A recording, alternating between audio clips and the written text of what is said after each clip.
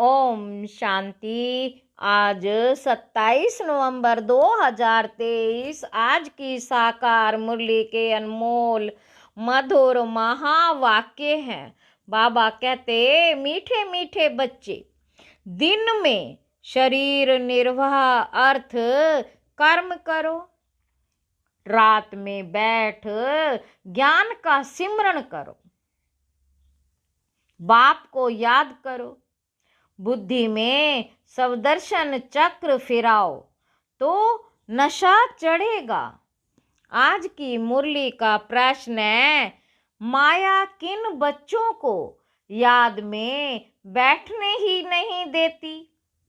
उत्तर है, बाबा कहते, जिनकी बुद्धि किसी ना किसी में फंसी हुई रहती है, जिनकी बुद्धि किसी ना किसी में फंसी हुई रहती है, जिनकी बुद्धि को ताला लगा हुआ है, पढ़ाई अच्छी रीति नहीं पढ़ते, माया उन्हें याद में बैठने नहीं देती, वह मन मना भाव रह नहीं सकते, फिर सर्विस के लिए भी उनकी बुद्धि चलती नहीं। श्रीमत पर न चलने के कारण नाम बदनाम करते हैं, धोखा देते हैं तो सजाएं भी खानी पड़ती है। गीत है, तुम्हारे बुलाने को जी चाहता है। ओम शांति। बाबा कहते, बच्चों ने गीत सुना, गॉड फादर को ही बुलाते हैं, श्री कृष्ण को नहीं। बाप को कहेंगे आओ फिर से कंसपुरी के बदले कृष्णपुरी बनाओ, कंसपुरी के बदले कृष्णपुरी बनाओ।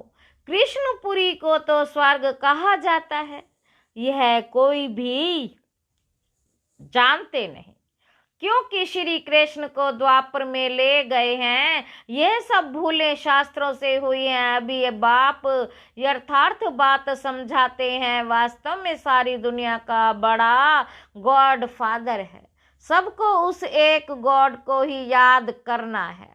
भल मनुष्य क्राइस्ट, बुद्ध अथवा देवताओं आदि को याद करते हैं। हर एक धर्म वाले अपने धर्म संस्थापक को याद करते हैं, अपने धर्म स्थापक को याद करते हैं। याद करना शुरू हुआ है द्वापर से, भारत में गाया हुआ भी है, दुख में सिमरण सब करे, सुख में करे न कोई। बाद में ही याद करने की रस्म पड़ती है, क्योंकि दुख है। पहले पहले भारतवासियों ने याद शुरू किया, उन्हों को देखते दूसरे धर्म वाले भी अपने धर्म स्थापक को याद करने लग पड़ते हैं।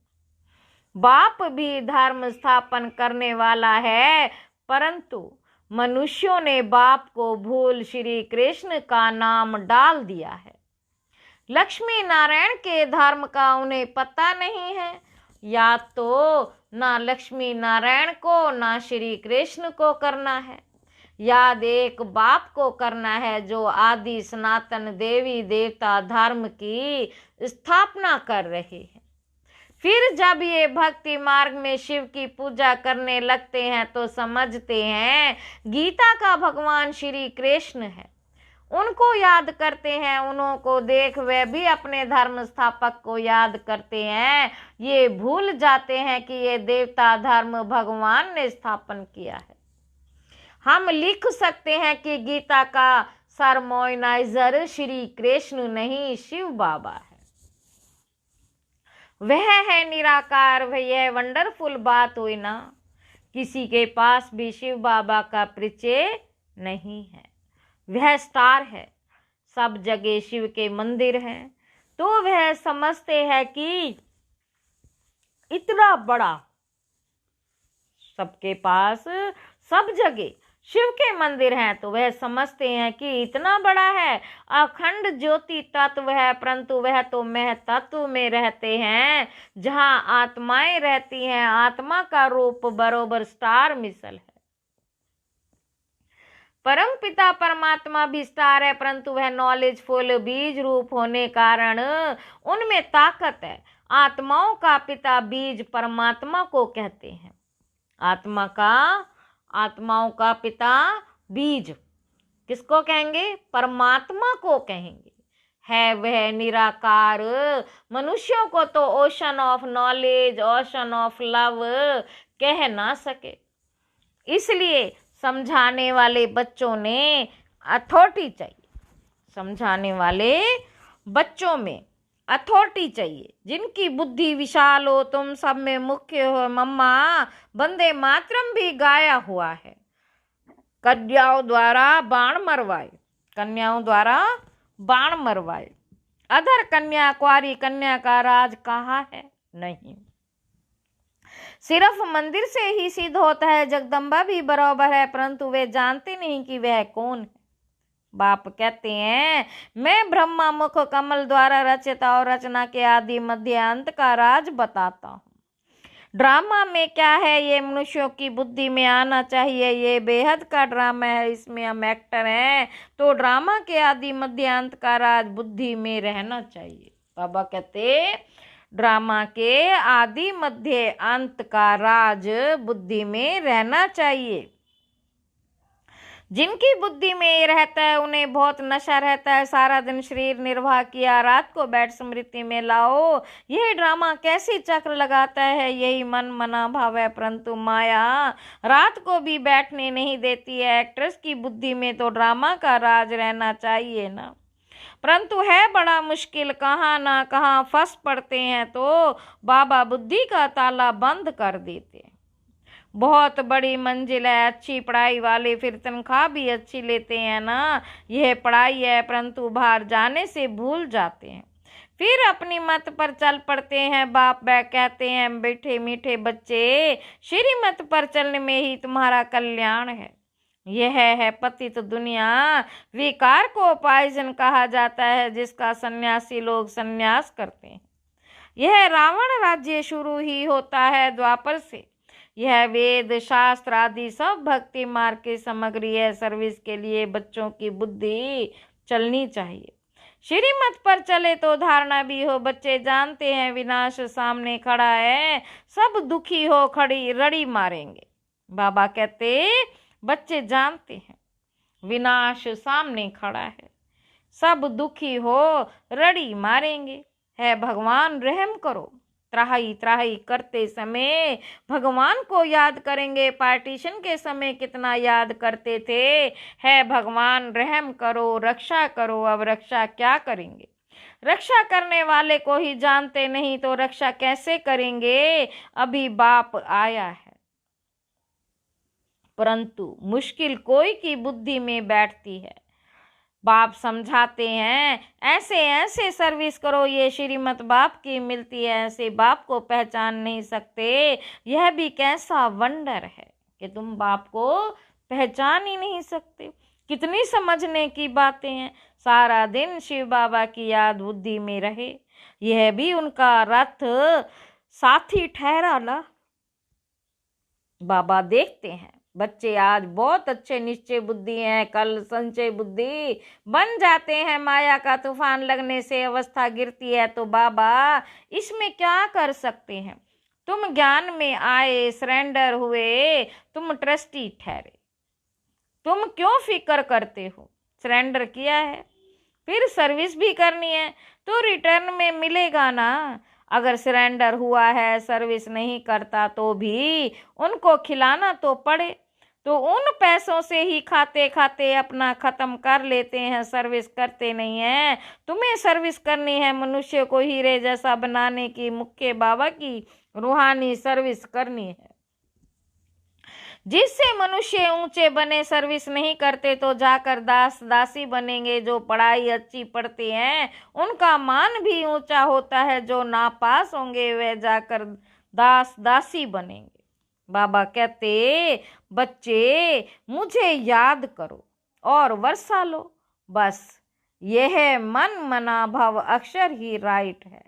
ओशन ऑफ नॉलेज कहते हैं कि मुझे याद करो तो तुम्हारे विकर्म विनाश होंगे। ऐसे श्री कृष्ण कह ना सके। बाप ही कहते हैं, मामे कम याद करो और भविष्य राज्य पद को याद करो। यह राजयोग है ना। इससे प्रवृत्ति मार्ग सिद्ध होता है, यह तुम ही समझा सकते हो। तुम्हारे में भी जो सर्विसेबल तीखे हैं उन्हों को बुलाया जाता है, समझा जाता है, ये होशियार हेड है। बच्चों को योग युक्त बनना है, श्रीमत पर अगर नहीं चलते तो नाम बदनाम करते हैं, धोखा देते हैं तो फिर सजाएं खानी पड़ती हैं, ट्रिब्यूनल भी बैठती है ना। अच्छा, मीठे मीठे सिक्की लदे बच्चों प्रति माता पिता बाप दादा का याद प्यार और गुड मॉर्निंग। रूहानी बाप की रूहानी बच्चों को नमस्ते। हम रूहानी बच्चों की रूहानी बाप दादा को याद प्यार और नमस्ते बाबा, नमस्ते। शुक्रिया बाबा, शुक्रिया। रात्रि क्लास। बाबा कहते बच्चों को पहले पहले समझानी देनी है बाप की। बेहद का बाप ही हमको पढ़ाते हैं। गीता पढ़ने वाले श्री कृष्ण को भगवान कहते हैं। उन्हें समझाना है कि भगवान तो निराकार को कहा जाता है। देहधारी तो बहुत है, बिगर देह है ही एक, वह है ऊंच से ऊंचा शिव बाबा। यह अच्छी रीति बुद्धि में बिठाओ। बेहद के बाप से बेहद का वर्षा मिलता है, वही ऊंच ते ऊंच निराकार परम पिता परमात्मा है। वह है बेहद का बाप और यह है हद का बाप। और कोई 21 जन्मों का वर्षा नहीं देते हैं, ऐसा भी कोई बाप नहीं जिससे अमर पद मिले। अमर लोक है सतयुग, यह है मृत्यु लोक। तो बाप का परिचय देने से समझेंगे बाप से वर्षा मिलता है। जिसको देवी स्वराज्य कहा जाता है वे बाप ही देते हैं, वही पतित पावन गाया जाता है। वे कहते हैं अपने को आत्मा समझ मुझ बाप को याद करो तो पाप कट जाएंगे। पतित से पावन बन पावन दुनिया में चलने लायक बन सकते हो। कल्प कल्प बाप कहते हैं मामे कम याद करो। याद की यात्रा से ही पवित्र बनना है। अभी पावन दुनिया आ रही है, पतित दुनिया विनाश होनी है। पहले पहले बाप का परिचय दे पक्का कराना है। जब पक्का बाप को समझ जाए तब बाप से वर्षा मिले। इसमें माया भुलाती बहुत है। तुम कोशिश करते हो बाबा को याद करने की, फिर भूल जाते हो। शिव बाबा को याद करने से ही पाप कटेंगे। वह बाबा इनके द्वारा बताते हैं बच्चे मुझे याद करो, फिर भी धंधे आदि में भूल जाते हैं। यह भूलना नहीं चाहिए, यही मेहनत की बात है। बाप को याद करते करते कर्मातीत अवस्था तक पहुंचना है। कर्मातीत अवस्था वाले को कहा जाता है फरिश्ता। तो यह पक्का याद करो, कैसे किसको समझाएं। पक्का निश्चय भी हो कि हम भाइयों को आत्माओं को समझाते हैं, सबको बाप का पैगाम देना है। कई कहते हैं बाबा पास चलूं, दीदार करूं, परंतु इसमें दीदार आदि की तो बात ही नहीं। भगवान आकर सिखलाते हैं, मुख से कहते हैं तुम मुझे अपने निराकार बाप को याद करो। याद करने से सब पाप कट जाते हैं। कहाँ भी धंधे आदि में बैठे घड़ी घड़ी बाप को याद करो। बाप ने हुक्म दिया है मुझे याद करो। निरंतर याद करने वाले ही विन करेंगे। याद नहीं करेंगे तो मार्क्स कम हो जाएंगे। ये पढ़ाई है ही मनुष्य से देवता बनने की, जो एक बाप ही पढ़ाते हैं। तुम्हें चक्रवर्ती राजा बनना है 84 जन्मों का। चक्र को भी याद करना है। कर्मातीत अवस्था तक पहुंचने के लिए मेहनत करनी है, वे अंत में होनी है। अंत कोई भी समय आ सकती है, इसलिए पुरुषार्थ लगातार करना है। नित्य तुम्हारा पुरुषार्थ चलता रहे। लौकिक बाप तुम्हें ऐसे नहीं कहेंगे कि देह के सभी संबंध छोड़ अपने को आत्मा समझो, शरीर का भान छोड़ मुझे याद करो तो पाप कटेंगे। यह तो बेहद का बाप ही कहते हैं बच्चे मुझ एक की याद में रहो तो पाप कट जाएंगे, तुम सतो प्रधान बन जाएंगे। यह धंधा तो खुशी से करना चाहिए ना। भोजन खाते समय भी बाप को याद करना है। याद में रहने का गुप्त अभ्यास तुम बच्चों का चलता रहे तो अच्छा है, तुम्हारा ही कल्याण है। अपने को देखना है बाबा को कितना समय याद करता हूँ। अच्छा, मीठे मीठे सिक्की लदे बच्चों प्रति माँ याद प्यार और गुड नाइट। ओम शांति। धारणा के लिए मुख्य सार पहला पॉइंट है, मनुष्यों को हीरे जैसा बनाने की रूहानी सर्विस करनी है। कभी भी संशय बुद्धिमान पढ़ाई को नहीं छोड़ना है, ट्रस्टी होकर रहना है, शरीर निर्वाह अर्थ कर्म करते भी बाप को याद करना है, श्रीमत में अपना कल्याण समझ चलते रहना है, अपनी मत नहीं चलानी है। वरदान है, मनसा और वाचा की शक्ति को यथार्थ और समर्थ रूप से कार्य में लगाने वाले, मनसा और वाचा की शक्ति को यथार्थ और समर्थ रूप से कार्य में लगाने वाले तीव्र पुरुषार्थी भव। तीव्र पुरुषार्थी अर्थात फर्स्ट डिवीजन में आने वाले बच्चे संकल्प शक्ति और वाणी की शक्ति को यथार्थ और समर्थ रीति से कार्य में लगाते हैं, वे इसमें लूज नहीं होते। उन्हें ये स्लोगन सदा याद रहता है कि कम बोलो, धीरा बोलो, मधुर बोलो। उनका हर बोल योग युक्त युक्ति युक्त होता, वह आवश्यक बोल ही बोलते, व्यर्थ बोल विस्तार के बोल बोलकर अपनी एनर्जी समाप्त नहीं करते। वे सदा एकांत प्रिय रहते हैं। स्लोगन है, संपूर्ण नष्टो मोह वह है जो मेरे पन के अधिकार का भी त्याग कर दे। अच्छा, ओम शांति। मातेश्वरी जी के मधुर महावाक्य। मन की अशांति का कारण है कर्म बंधन और शांति का आधार है कर्मातीत।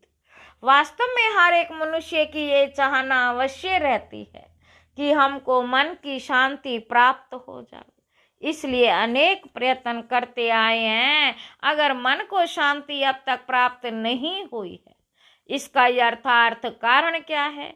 अब पहले तो ये सोच चलना जरूरी है, मन की अशांति की पहली जड़ क्या है। मन की अशांति का मुख्य कारण है कर्म बंधन में फंसना।